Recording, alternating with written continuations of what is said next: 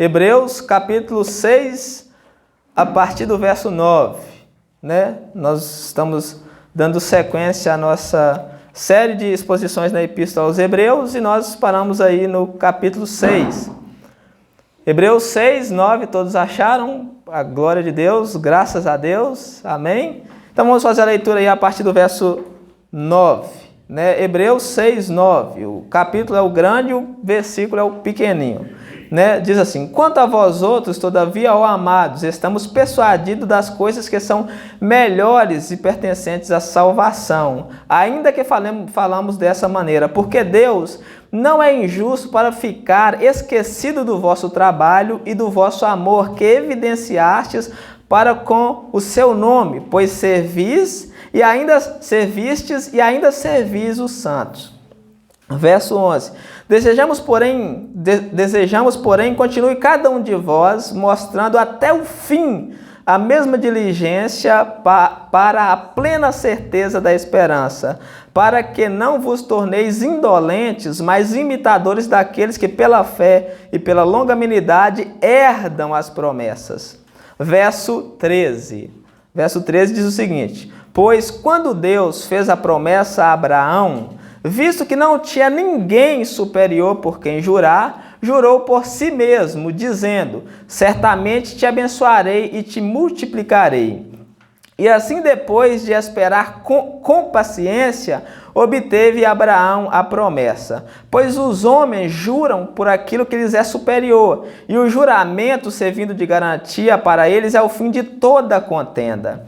Por isso Deus, quando quis mostrar mais firmemente aos herdeiros da promessa a imutabilidade do seu propósito, se interpôs com juramento, para que, mediante duas coisas imutáveis, nas quais é impossível que Deus minta, forte alento tenhamos nós que já corremos para o refúgio, a fim de lançar mão da esperança proposta, a qual temos por âncora da alma firme e segura e que penetra além do véu, onde Jesus, como percussor, entrou por nós, tendo se tornado sumo sacerdote para sempre, segundo a ordem de Melquisedeque. Até aí no verso 20. Deixa aberta a Bíblia aí, não fecha não, pode ficar sentado mesmo.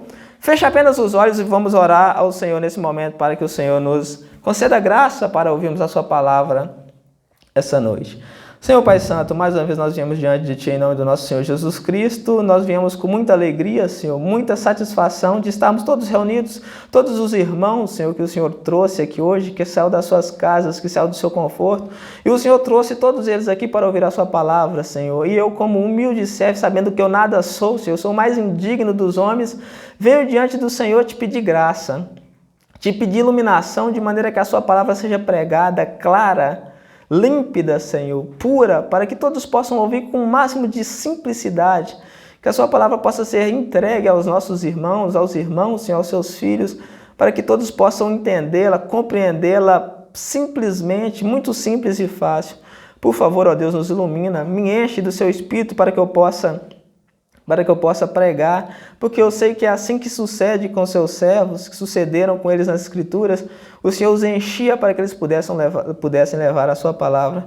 Então me concede graça, Senhor, e derrama o seu Espírito, manda o seu Espírito para que ele possa ministrar esse culto, Senhor, de maneira que todos possam ser cheios, que o coração possa sair daqui satisfeito, cheios da sua palavra. É o que eu te peço mais uma vez em nome do nosso Senhor Jesus Cristo. Amém.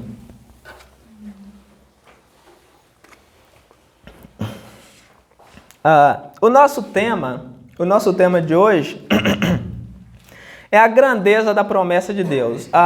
Todos devem ter percebido aí no decorrer da leitura que Deus ele fez uma promessa para Abraão, ele deu uma promessa para o seu povo e ele quis mostrar que essa promessa ela era firme, grandiosa e maravilhosa.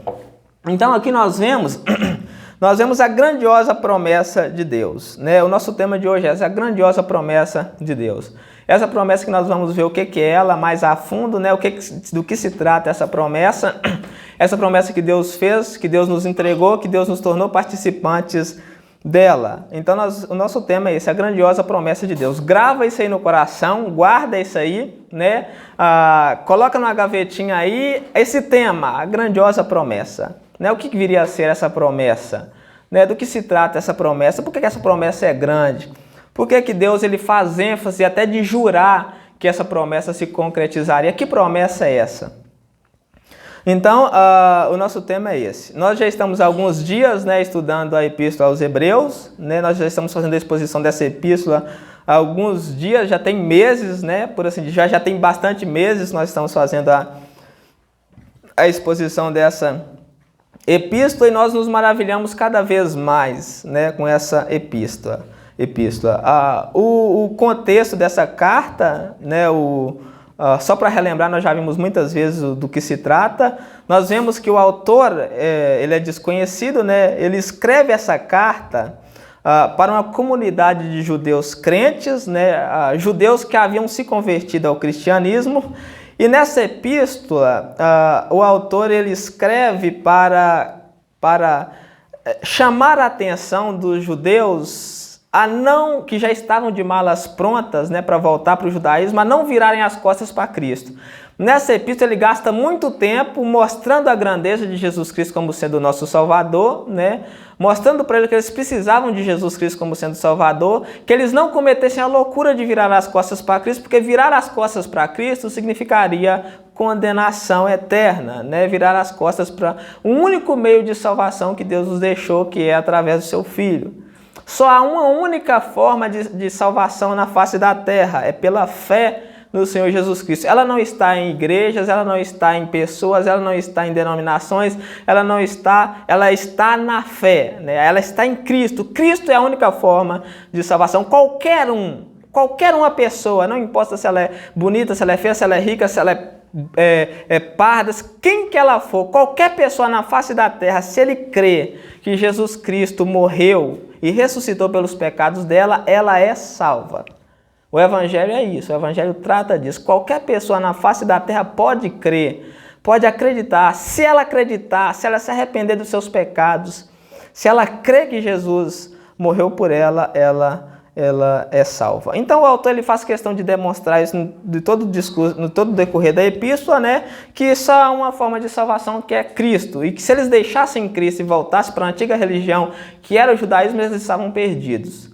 Né? Eles não poderiam fazer isso em hipótese alguma, né, porque Cristo é a única maneira de salvação. No domingo passado, nós vimos, né, uma severa advertência que o autor fez contra a apostasia. O autor ele adverte firmemente a igreja contra a apostasia, né? Ele faz uma forte advertência contra todos aqueles que estavam querendo virar as costas para Cristo, e ele deixa claro que aquele que vira as costas para Cristo, né, que se apostata da fé, está trilhando o caminho sem volta, ele não pode mais voltar. Se a pessoa ele ouviu a palavra, ele conheceu, ele entendeu que ele precisa de arrependimento, ele entendeu que Cristo é o único Salvador, ele entendeu que Cristo é o seu único e suficiente Salvador, e ele vai e vira as costas para Cristo por qualquer motivo, por amor ao mundo, por amor aos prazeres, por amor às coisas do mundo, por medo, por pavor, por perseguição, essa pessoa ela não tem como voltar, né?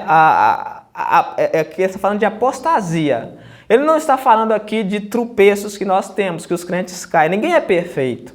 Nós sabemos disso. Ninguém é perfeito. Todos nós tropeçamos, todos nós erramos, né? Mas nós podemos voltar porque nós arrependemos. O apóstata, ele erra e ele não vê a necessidade de um arrependimento. Ele pecou e para ele o pecado não tem problema. Ele não vê a necessidade de arrepender. Então, para esses não tem volta.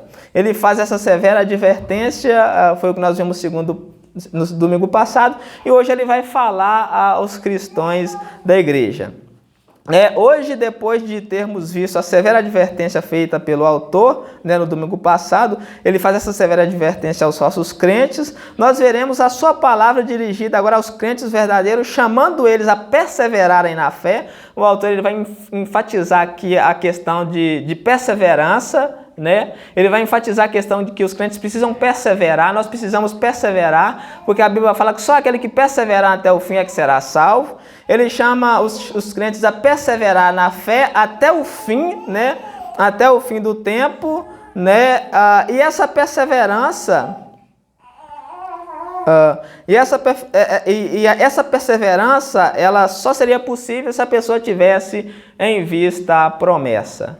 Né? Por que eu vou perseverar até o fim? Porque Deus me deu uma promessa. Que promessa é essa? A promessa de que um dia eu serei salvo.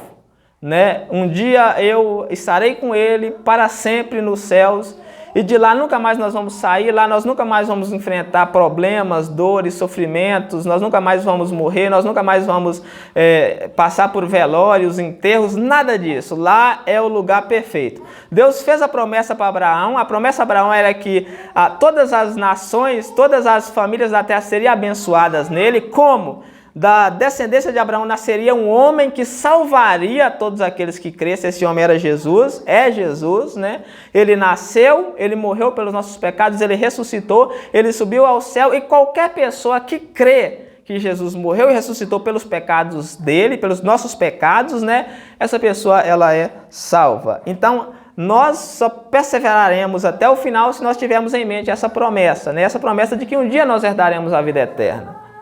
Por que nós andamos? Por que nós caminhamos? Por que nós vivemos nessa terra? Nós não vivemos aqui querendo ouro, prata, riqueza, a melhor vida na terra. Nós vivemos aqui querendo a vida eterna.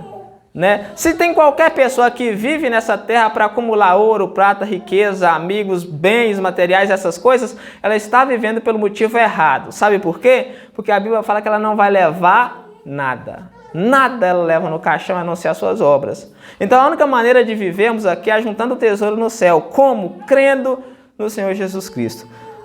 Nesse texto que nós acabamos de ler, o autor ele confirma a certeza da salvação, chamando os cristãos, a certeza da salvação, e chama os cristãos hebreus a perseverarem até o fim, imitando, né, os grandes heróis da fé, como Abraão, que perseverou até o fim, pacientemente, ele aguardou até que a promessa se cumprisse na sua vida. Então ele chama os crentes a perseverar até o fim, a imitar o exemplo de grandes homens, né, que perseveraram e que alcançaram as promessas.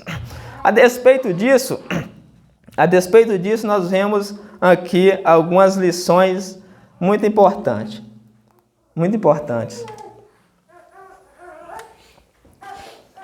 A primeira lição que nós vemos aqui, a primeira lição que nós podemos observar aqui é a seguinte: é que o trabalho e o amor para com os santos são evidências da salvação.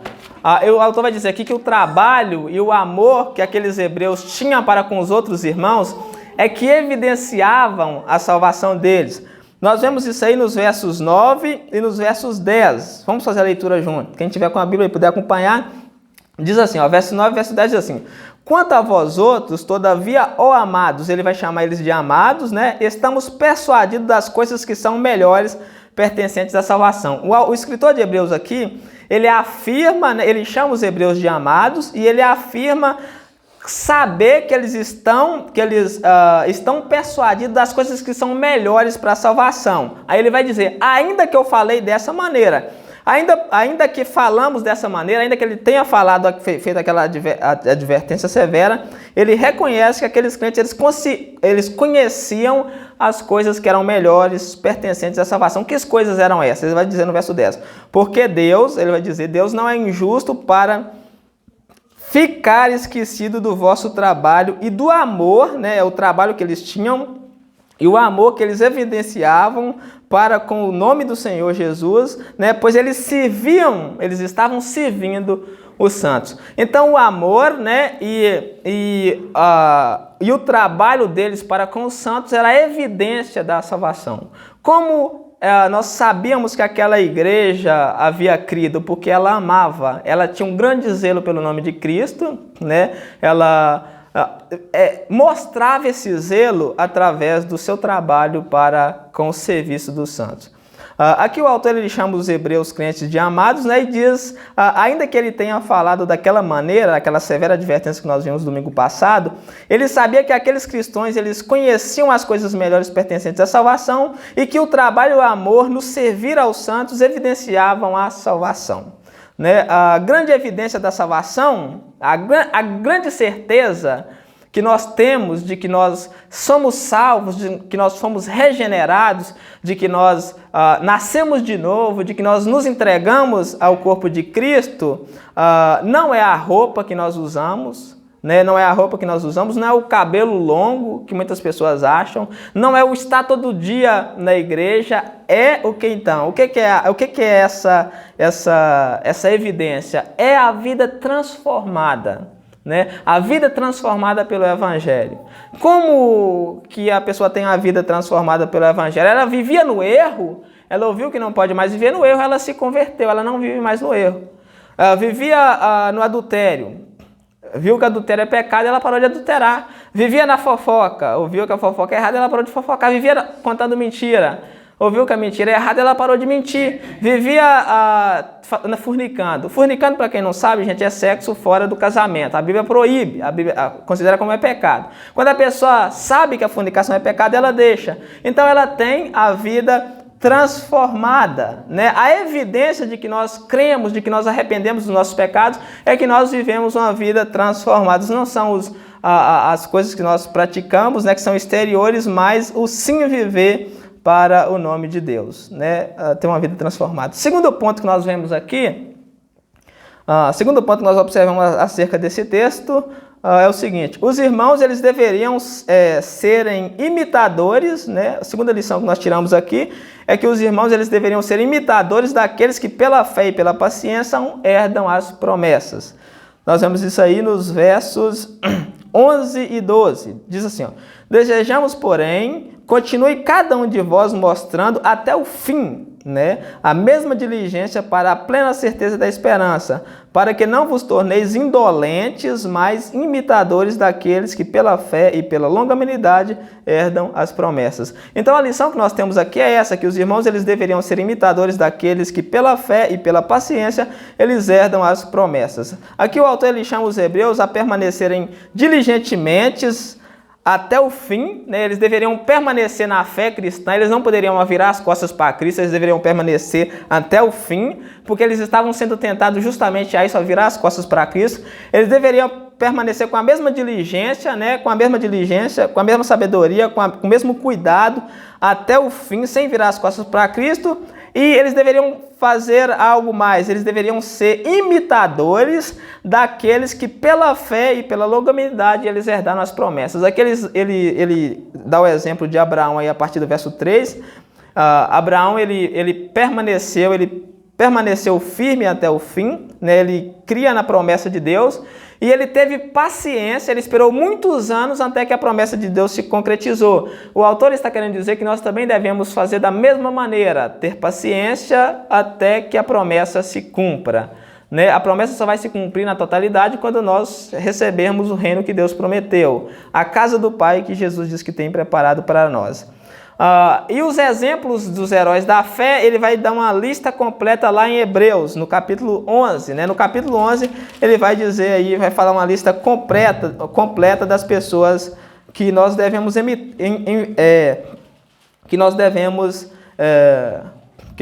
imitar. Eu vou fazer a leitura de pelo menos poucos aqui, porque nós estamos com um tempo curto. Eu vou fazer a leitura de alguns aqui, vocês vão entender por que nós devemos imitar o exemplo deles. Ó. Eu vou começar do verso 1, 11:1. Ora, a fé é a certeza das coisas que se esperam e a convicção de fato que não se vê. Pois pela fé os antigos obtiveram um bom testemunho. Pela fé eles tiveram um bom testemunho. Pela fé entendemos que o universo foi formado pela palavra de Deus, de maneira que o visível veio a existir das coisas que não aparecem. Aí ele vai começar a citar aí os heróis da fé. O primeiro herói da fé que ele cita aí é Abel. Pela fé, Abel ofereceu a Deus mais excelente sacrifício do que Caim, pelo que obteve testemunho de ser justo, tendo a aprovação de Deus quanto às suas ofertas. Por meio dela também, mesmo depois de morto, ainda fala. Então, o exemplo que nós temos aqui é de Abel. Nós devemos imitar a fé de Abel. Nós devemos ser imitadores da fé desses homens que tiveram um bom testemunho diante de Deus. Ele continua: pela fé Enoque foi trasladado. Pela fé Enoque subiu para o céu. Trasladar é ser arrebatado. Enoque, ele não morreu, ele não passou pela morte. Deus levou Enoque para o céu antes que ele morresse. É o que diz. Pela fé Enoque foi trasladado para não ver a morte. Enoque foi levado para o céu para não morrer. Não foi achado porque Deus o levou, porque Deus o trasladou. Pois antes da sua trasladação, antes dele subir para o céu, ele obteve testemunho de haver agradado a Deus. Por que Enoque foi levado para o céu vivo ainda? Porque ele agradou a Deus. Enoque, ele viveu numa época onde que o pecado era insuportável, onde que Deus ia mandar um dilúvio para acabar com todo mundo por causa do pecado. Em meio a tanto pecado, a tanta podridão, a tanta sujeira, Enoque obteve um bom testemunho de ter agradado a Deus. Então, são homens que nós devemos imitar. Pela fé, ele agradou a Deus. Ele continua. Verso 6. De fato, sem fé é impossível agradar a Deus, porquanto é necessário que aquele que se aproxima de Deus creia que ele existe e que se torna galardoador daqueles que o buscam. Sabe por que Deus não aparece para nós? Sabe por que nós não vemos Deus a todo momento? Sabe por que nós não conseguimos ver Deus? Por causa desse versículo aqui, ó. Ele diz, ó, de fato, sem fé é impossível agradar a Deus. A pessoa que não tem fé, ela não pode agradar a Deus. Por quê? Porque é necessário que aqueles que se aproximam de Deus creiam que ele existe e que ele é galardoador daqueles que o buscam. Ou seja, Deus, ele não se apresenta a nós porque nós precisamos crer que ele existe e que ele vai nos dar recompensa.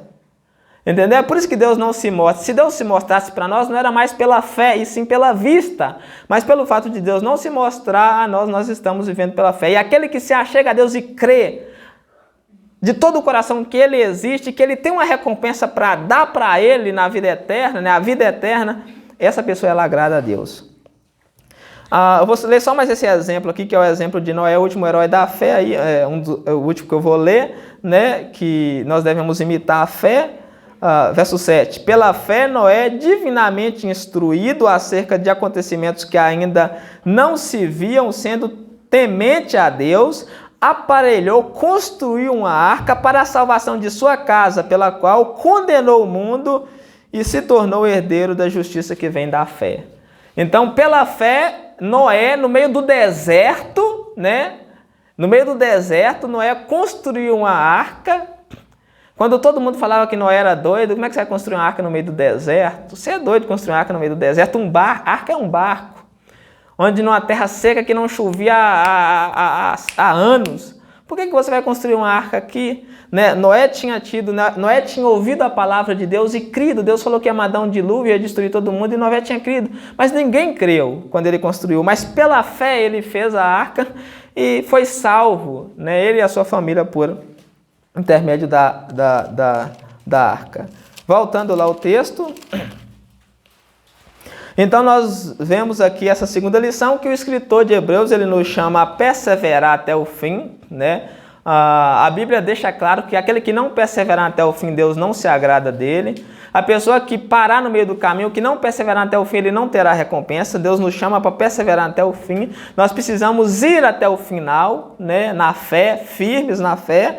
E nós devemos tomar o exemplo desses homens, né? Que perseveraram até o fim, mesmo em meio a cenários extraordinários, ruins, perversos, eles perseveraram. Quando todo mundo era contra eles, eles perseveraram. Quando a opinião deles era contra a de todo mundo, eles perseveraram.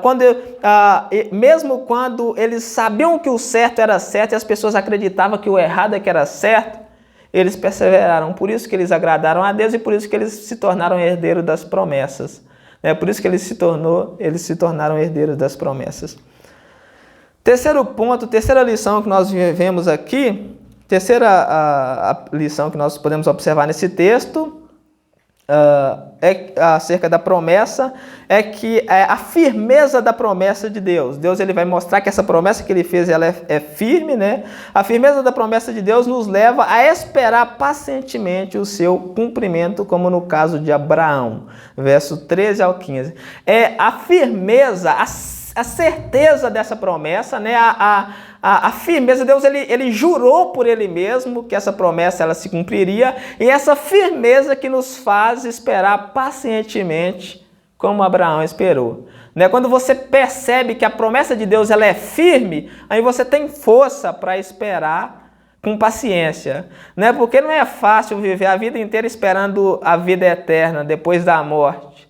Né? Se você não acreditar, se você não souber que a promessa, que o que tem te esperando é real, é verdade. Ninguém vai esperar uma vida eterna se ele não souber que ela é real. É por isso que Deus, quando quis mostrar com mais força que ela era real, ele jurou por ele mesmo, porque não tinha ninguém maior do que ele para jurar. É o que nós veremos aí no verso 13. O verso 13. Pois quando Deus fez a promessa a Abraão, visto que não tinha ninguém superior por quem jurar, jurou por si mesmo. Né? Deus ele queria mostrar para Abraão que aquela promessa ela era certa. Abraão não perderia, Abraão não seria desamparado, Abraão não seria condenado, aquela promessa era certa. Como que Deus jurou?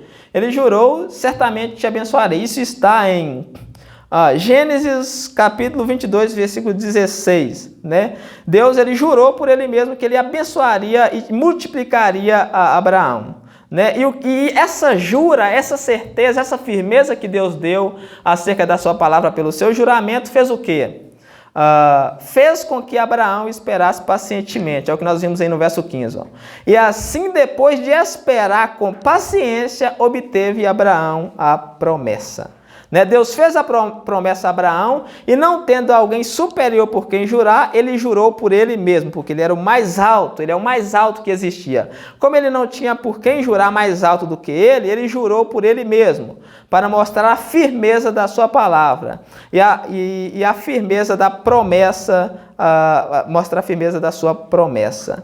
Né? Então ele jura por ele mesmo. O juramento, ele vai dizer aqui embaixo, o juramento era uma maneira das pessoas encerrarem a contenda, era a palavra de honra, né? Quando a pessoa jurava, encerrava a discussão. Eu juro, pronto, encerrava a discussão. E aqui nós vemos que Deus jura por ele mesmo. E isso dá forças a quê? Isso dá forças a Abraão, para que Abraão possa esperar o cumprimento das promessas. E se nós formos levar em conta a história de Abraão, né? Se nós formos levar em conta a história de Abraão, que Abraão teve desde o seu chamado até o dia que ele recebeu a promessa, nós vemos que Abraão realmente ele esperou contra a esperança. Nós vemos que Abraão realmente ele teve muita paciência. Só para vocês verem, olha para vocês verem essa história. Quando Abraão tinha 75 anos, Deus apareceu para ele na casa dos seus pais, né, na terra de Ur dos Caldeus, e disse: sai da sua casa, da sua parentela, e vem comigo, e eu te mostrarei onde que você deve ficar. E levou Abraão para o deserto. Né? E Abraão foi andando com Deus, e Deus fez a promessa para Abraão: em ti, Abraão, eu te farei de você uma grande nação, e em ti serão benditas todas as famílias da terra.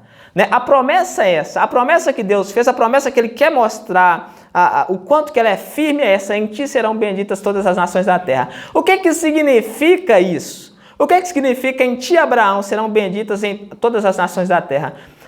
Deus está dizendo que da descendência de Abraão, dos filhos de Abraão, nasceria um único homem, né, que viria e que morreria no lugar de todos os outros, de toda a humanidade, de todos aqueles que crê, para que eles pudessem ser salvos.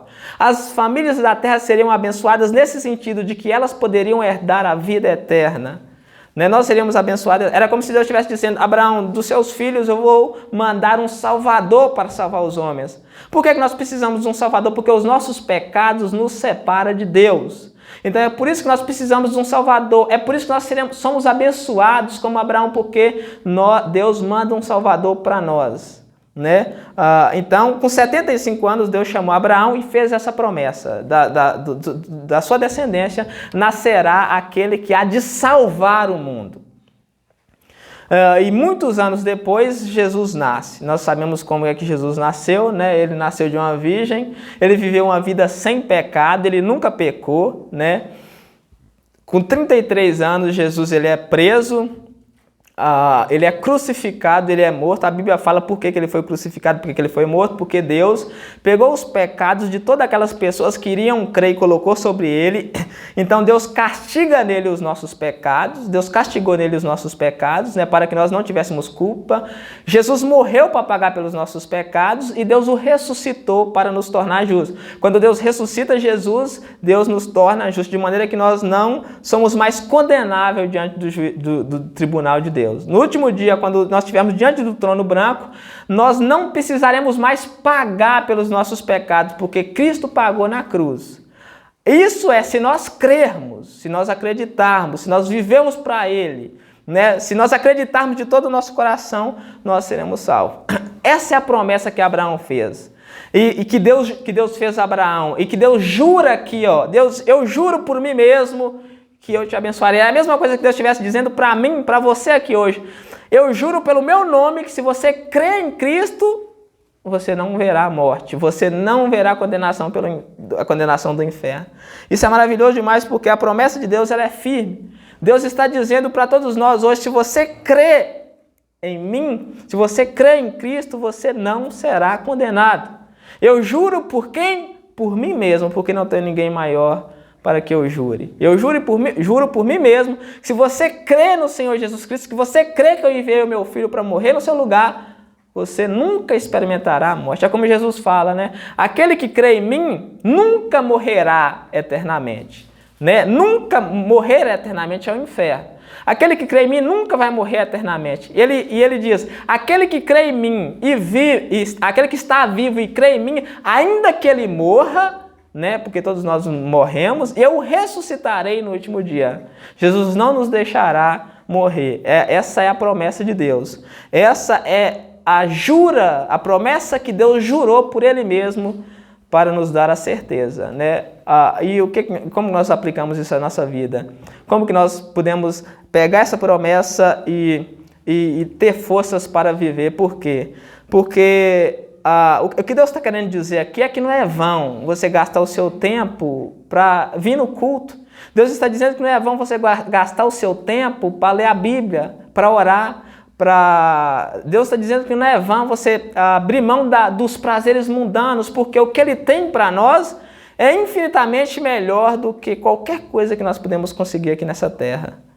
Né? Então, é essa certeza que Ele nos dá. Não é em vão você abrir mão dos prazeres pecaminosos, do pecado, do mundo, dos vícios, de qualquer coisa por mim, porque o que eu tenho preparado para você é infinitamente maior do que qualquer coisa que você pode conseguir na terra. Do que qualquer coisa que você pode ter na terra. Então, Deus ele chama Abraão, ele dá essa promessa para Abraão, e Abraão ele crê e espera. Como eu disse, Abraão com 75 anos ele foi chamado por Deus. Deus fez a promessa para ele. Quando Abraão tinha 86 anos, Sara deu a ideia dele tomar a serva Agar, né? Ela deu um filho a Ismael, a promessa ainda não tinha sido cumprida. Quando Abraão tinha 99 anos, Deus chamou Abraão e mudou o nome dele de Abrão, que era Abrão, para Abraão, que significa pai de multidões. Só quando Abraão tinha 100 anos, isso está em Gênesis 21:5, que Deus cumpriu a promessa de mandar Isaac. Né? Isaac foi o princípio do cumprimento da promessa. Deus mandou Isaac como sendo a descendência, como sendo o filho de Abraão. E aí se deu início ao cumprimento da promessa. Né? Então Abraão esperou de 75 para 100, né? Aproximadamente 25 anos, até que a promessa deu início a se cumprir. Quarto ponto que nós vemos aqui, que nós observamos aqui, bem rápido, que nós já estamos em cima, né? O quarto ponto que nós observamos aqui é que a promessa de Deus, ela é firme, ela é imutável para quem? Para todos aqueles que pela fé creem, né? Verso 16 e verso 17. 16 e 17 diz assim, pois os homens, ele vai explicar acerca do juramento, né? Pois os homens juram pelo que lhes é superior, e o juramento, servindo de garantia para eles, é o fim de toda a contenda. Por isso Deus, quando quis mostrar mais firmemente aos herdeiros da promessa a imutabilidade do seu propósito, ele se interpôs com o juramento. Então nós entendemos aqui que a promessa que Deus fez, ela é firme, ela é imutável, ela não muda. O que significa isso? Deus ele não muda de ideia a seu respeito. Deus não te salva hoje e te condena amanhã.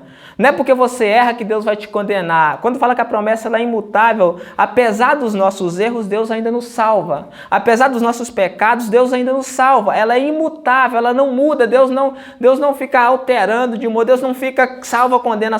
Se Deus salvou, se você creu e se arrependeu, Deus te salvou, você está salvo hoje e para sempre. A promessa ela é imutável, ela é firme, ela é segura. Isso nos dá segurança, né?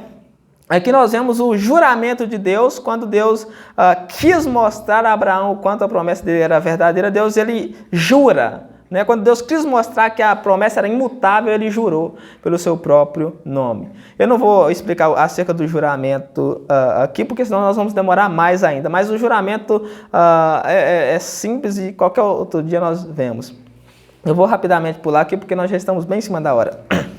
Quinto ponto que nós vemos aqui é a firmeza da promessa, né? A firmeza da promessa, ela produz grande alegria para todos aqueles que se refugiam em Cristo, né? A certeza que Deus nos dá através da promessa, ela produz grande alegria no nosso coração, ela produz grande alegria no coração de todos aqueles que se apegam a Cristo como Salvador. Todas aquelas pessoas que se apegam, que se asseguram a Cristo como Salvador, essa pessoa ela tem grande alegria. Verso 18, para que mediante duas coisas imutáveis, nas quais é impossível que Deus minta. Que duas coisas são essas? São a promessa e o juramento. São imutáveis. Dessas duas coisas Deus não mente. Ele fala, forte alento, né? Alento aí, entusiasmo, ânimo, alegria. Forte alento tenhamos nós, que já corremos para o refúgio, a fim de lançar a mão da esperança proposta. Então o autor ele vai dizer aí que a firmeza da promessa de Deus, ela produz alegria, ela produz gozo, entusiasmo, ânimo para todos que se refugiam em Cristo, porque sabe que em Cristo está seguro. Para todas aquelas pessoas que vê a firmeza da promessa e se refugiam em Cristo, elas têm grande alegria porque elas sabem que estão seguros. A palavra refúgio aqui, ela faz uma alusão às cidades de refúgio do Antigo Testamento. No Antigo Testamento, Deus tinha ordenado que várias cidades fossem colocadas como refúgio para que a pessoa que matasse a outra de forma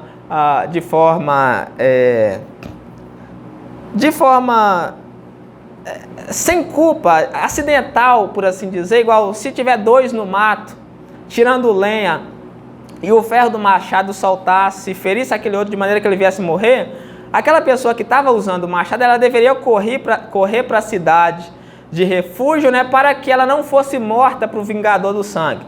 Deus diz que tinha um vingador do sangue, que ele deveria vingar o sangue daquela pessoa. Então, quando ele chegava nessa cidade, ele entrava e ali ele estava seguro, ele não poderia ser morto. Depois de um tempo, né, depois que passasse um tempo que Deus determinou, aquela pessoa poderia sair de lá. Quando ele diz que nós devemos buscar refúgio e lançar a mão da esperança, ele está dizendo que exatamente isso, que todos nós que nos achegamos a Cristo, que sabemos da firmeza da promessa, que nos pegamos a Cristo como sendo a certeza da nossa salvação, nós ficamos tranquilos. Todas as pessoas que se apegam a Cristo, porque Ele é o nosso Salvador, elas podem dormir tranquilas, né? Porque a salvação delas está certa, porque Ele é o único Salvador e não há outro além dele. Sexto e último ponto que nós observamos aqui é que a promessa ela é galardoadora, né? A promessa que Deus fez, ela nos dá recompensa. Ela é galardoadora porque ela é firme e segura e nos introduz além do véu, que é a presença de Deus, onde Cristo entrou como nosso percussor. Versos 19 e 20. Diz assim, está falando da esperança, da promessa, a qual temos por âncora da alma, segura e firme, e que penetra além do véu, onde Jesus Cristo, como nosso percussor, entrou por nós, tendo-se tornado sumo sacerdote para sempre, segundo a ordem de Melquisedeque. Então, a promessa que Deus fez, ela nos dá uma recompensa. Para todos aqueles que se apegam a ela, para todos aqueles que creem que Jesus Cristo morreu para salvar, para nos salvar, para dar a vida no nosso lugar e se apega a essa promessa, essa pessoa ela recebe uma recompensa. Qual que é a recompensa? A vida eterna. A recompensa, o galardão da promessa de Deus é a vida eterna. É passar a eternidade com Ele, a eternidade num lugar perfeito, maravilhoso, onde que o pecado não entra. Amém? Então, a maior beleza dessa promessa é porque nós podemos estar seguros nela. Deus prometeu e jurou: todo aquele que crê no Senhor Jesus Cristo será salvo. A nossa vida, a existência, a criação depende disso, da salvação das nossas almas. Você precisa cuidar da sua alma.